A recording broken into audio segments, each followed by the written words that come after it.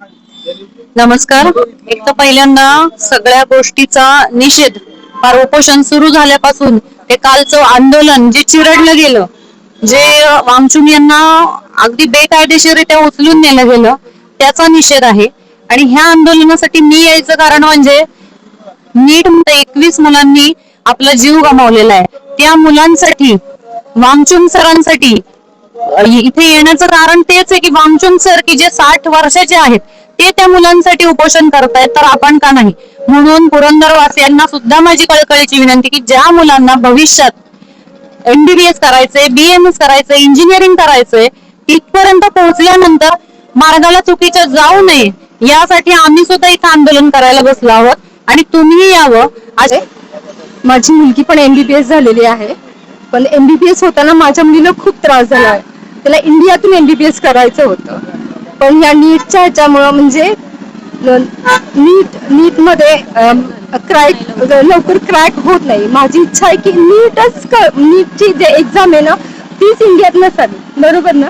नीटची एक्झाम इंडियात नसावी, कारण मिडल क्लासची लोक कोणीच करू शकत नाहीत.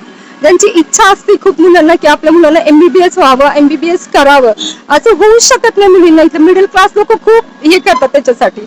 नीट मध्ये आता मध्ये जे 21 मुलं गेली त्यांच्या आई वडिलांना किती त्रास झालाय त्याचा.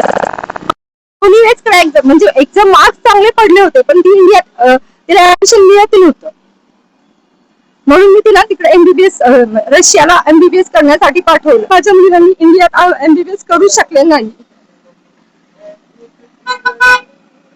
नमस्कार, मी वैष्णवी संजय आज मी महावीर कॉलेज शासनातील KYPS जसं आज आपण पाहतो की नीटचे पेपर लीक होतात आणि त्याच्यानंतर आपल्याला असं वाटतं की माझ्या घरातून पुढे कोणी लीक होतं. तर हे जे उपोषण चालले ते माझ्यासाठी नाही, पण आपण याचा थोडासा विचार करत नाही की आज जी मुलं पैसे भरून डॉक्टर होणार आहेत, उद्या गेल्याच्या नंतर आज आपल्या देशामध्ये कितीतरी घोटाळे चालू भेसळ होते असल्याची.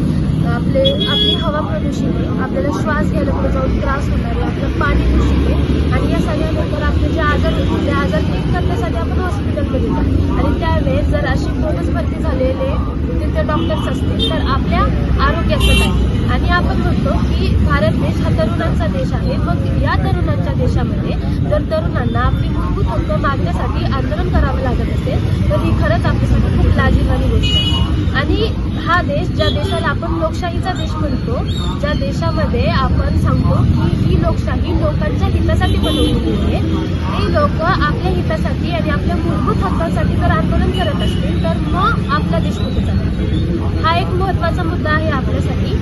आणि फक्त नीटचाच पेपर नाही, असे कित्येक पेपर आज आपण लीक होताना आपण पाहतो की TETचा पेपर लीक होतोय. TETचा पेपर लीक झाला म्हणजे काय, पुढे जे शिक्षक येणार आहेत ते पण बोगस येतील. आणि मग तुम्ही विचार करा की TETच्या पेपर नंतर सरकारी ज्या शाळा आहेत त्या खूप रेअर ठिकाणी राहिल्यात आणि त्या सुद्धा बंद व्हायच्या कदारवर आहेत. तर मग जर प्रायव्हेट स्कूलमध्ये आपण मुलांना शिकवायला टाकून सुद्धा आपण त्यांच्या ट्युशन फीस भरतो, आपण त्यांना शाळेत टाकतो आणि तिथं गेल्याच्या नंतर सुद्धा आपली मुलं जर वाईटच गोष्टी शिकणार असतील किंवा त्यांना जे शिक्षक शिकवणार आहेत, आपण सांगतो की आपला गुरुवर्ग हा आपलं आयुष्य घडवत असतो. एक लहान मूल, आपण लहानपणीपासून ऐकत आलो की एक मातीचं भांडं असतं, ज्याला शिक्षक जसा आकार देईल तसं ते मूल घडत जातं. मग TETचे पेपर फुटल्याच्या नंतर जर ते शिक्षक सुद्धा बोगस निघणार असतील तर आपल्या मुलांचं भविष्य काय.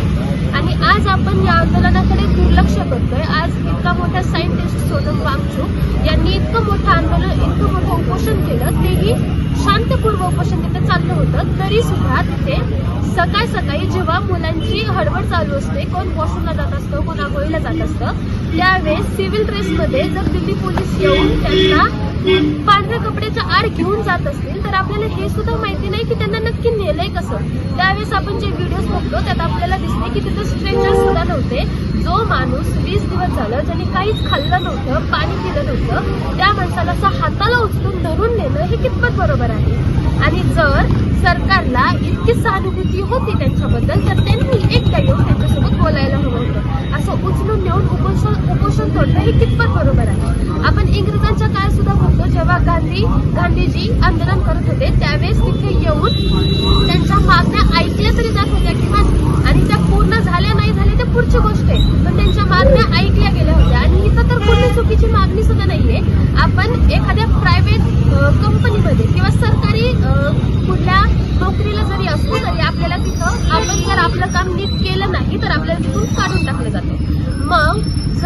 धर्मेंद्र प्रधान आपले शिक्षण मंत्री त्यांचं काम नीट करत नसतील तर त्यांनी ती नोकरी सोडायला हवी. इतकी साधीशी मागणी आमची सगळ्यांची आहे. जर आमचं शिक्षण धोक्यात असेल, जर आमचं भविष्य धोक्यात असेल तर आमचं आंदोलन करणं कुठेच चुकत नाही. आम्ही सोनम वांगचूक सरांना मनापासून सपोर्ट करत आहोत आणि धर्मेंद्र प्रधान यांना आम्ही जाहीरपणे निषेध करत आहोत.